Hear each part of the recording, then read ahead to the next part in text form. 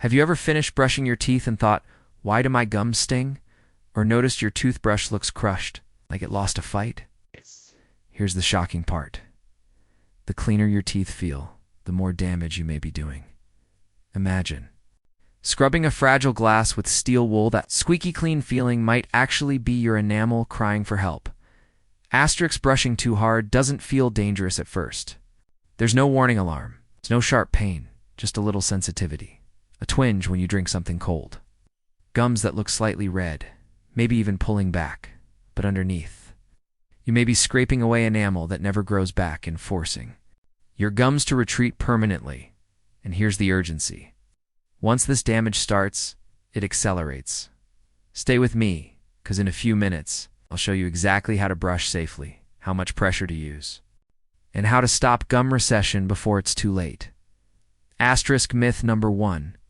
Brushing harder cleans better. Sounds logical, right? But teeth aren't dirty tiles. They're living structures.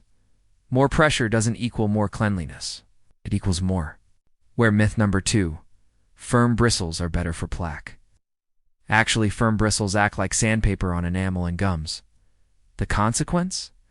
Thinning enamel, exposed roots, and sensitivity that no toothpaste can fix.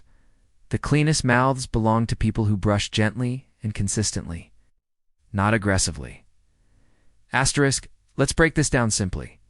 Your enamel is like a protective clear coat on a car.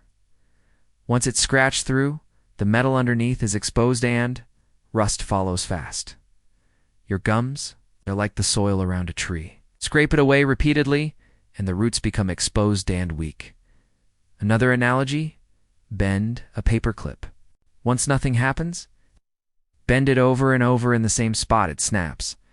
Brushing too hard causes microscopic stress fractures in enamel and gums. Over time, this leads to enamel erosion, gum recession, exposed tooth roots, sharp sensitivity, and no, your body can't repair that damage. Asterisk. Stage 1. Minor discomfort. Occasional sensitivity to cold gums bleed, sometimes easy to ignore. Stage 2. Worsening damage, yellowing teeth, that's dentin showing gums visibly pulling back.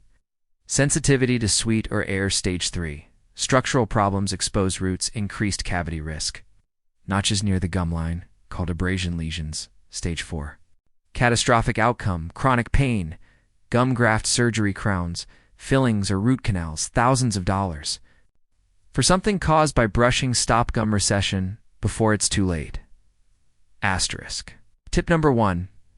Use the 2-finger pressure rule, step by step. Hold your toothbrush using only your thumb and index finger. If you can't control the brush without gripping hard, you're using too much pressure. Brush gently. For 2 full minutes, split your mouth into 4 sections, 30 seconds per section. Asterisk. Your bristles should never splay outward.